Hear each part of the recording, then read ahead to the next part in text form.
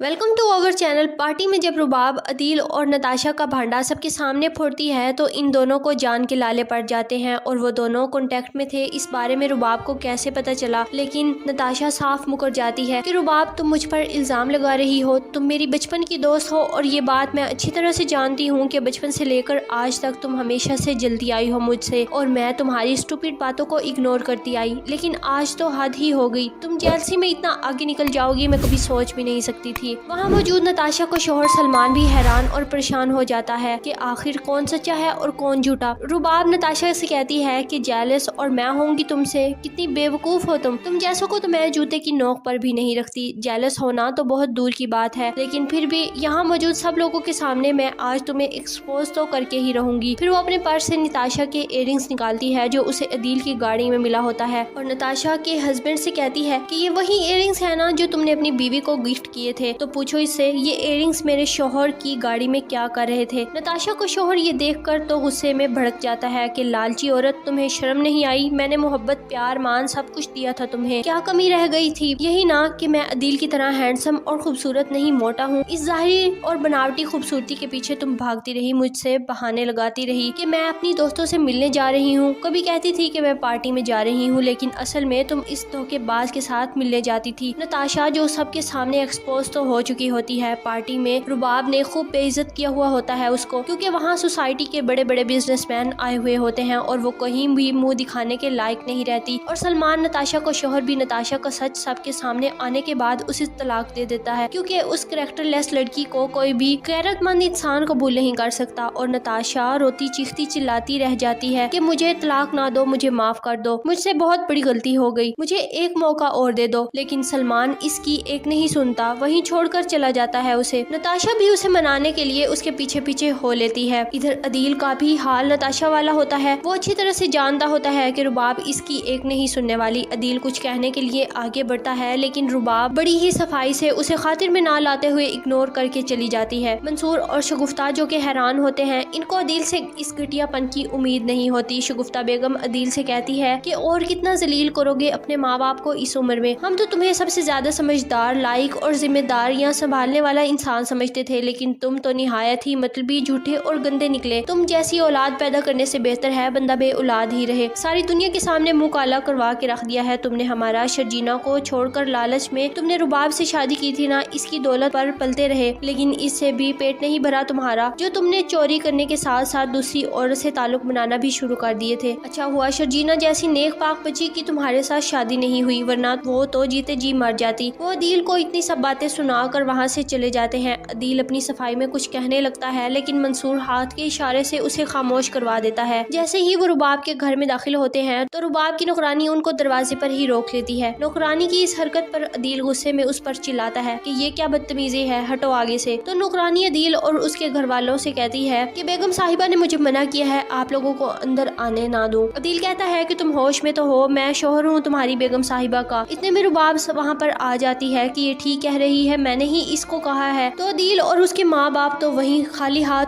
खड़े रह जाते हैं। अदील कहता है कि लेकिन क्यों रुबाब? रुबाब कहती है कि जो घटिया हरकत तुम कर चुके हो, इसके बाद तुम्हें क्या लगता है कि मैं कोई फूलों का हार लेकर डालूंगी तुम्हारे गले में? शगुफ्ता बेगम कहती है कि लेकिन बेटा हम कहाँ जाएंगे, हमारे पास कोई ठिकाना नहीं है रहने का। एक घर था वो भी अदील ने बेच डाला बिजनेस के लिए। तो रुबाब कहती है कि ये मेरा मसला नहीं है, मैंने ठेका नहीं उठाया हुआ आप लोगों को पालने का, और वो घर आपके बेटे ने बिजनेस में लगाने के लिए नहीं बल्कि अपने करतूतों को छुपाने के लिए बेचा था। पूछे इससे तो अदील कहता है कि ये क्या तरीका है मेरे माँ बाप से बात करने का? तुम्हें कोई हक नहीं है कि तुम इनसे इस तरह बेइज्जत करो। रुबाब भी भड़क जाती है कि मुझे भी कोई शौक नहीं है तुम लोगों को मुंह लगाने का, जैसे आए थे ठीक वैसे ही अपने माँ बाप को लेकर चलते बनो यहाँ से, इससे पहले कि मैं गौर से कहकर तुम लोगों को बाहर फेंकवा दूं। वो दरवाजा उनके मुंह पर मारते हुए चली जाती है। शगुफ्ता बेगम को तो पता चल चुका था कि अदील ने वो घर इनको धोखे में रखकर झूठ बोलकर बेचा था, लेकिन अदील के वालिद मंसूर साहिब इस बात से बेखबर थे। वो अदील से पूछते हैं कि रुबाब क्या कहकर गई है, तुमने वो घर क्यों बेचा था? मुझे सच सच बताओ, खबरदार जो इस बार तुमने झूठ बोला। तो अदील के पास कहाँ शर्मिंदगी के मारे अल्फाज होते हैं कि वो अपनी सफाई में कुछ कहे। शगुफ्ता बेगम भी अदील का झुकता हुआ चेहरा देखती है, इसको भी अदील पर बहुत गुस्सा होता है। वो मंसूर साहिब से कहती है कि ये क्या बताएगा, मैं बताती हूँ आपको, इसने आपसे मुझसे हम दोनों से झूठ बोला था कि ये हमारे लिए घर देख रहा है, अपने पास रखना चाहता है हमें। इसने तो वो मकान इसलिए बेचा تھا یہ اپنا قرض اتارنا چاہتا تھا، اس نے کسی کا ادھار لیا ہوا تھا جو اسے چکانا تھا۔ اگر اسے اتنی ہی محبت ہوتی اپنے ماں باپ سے تو ہم یوں آج سڑکوں پر ذلیل نہ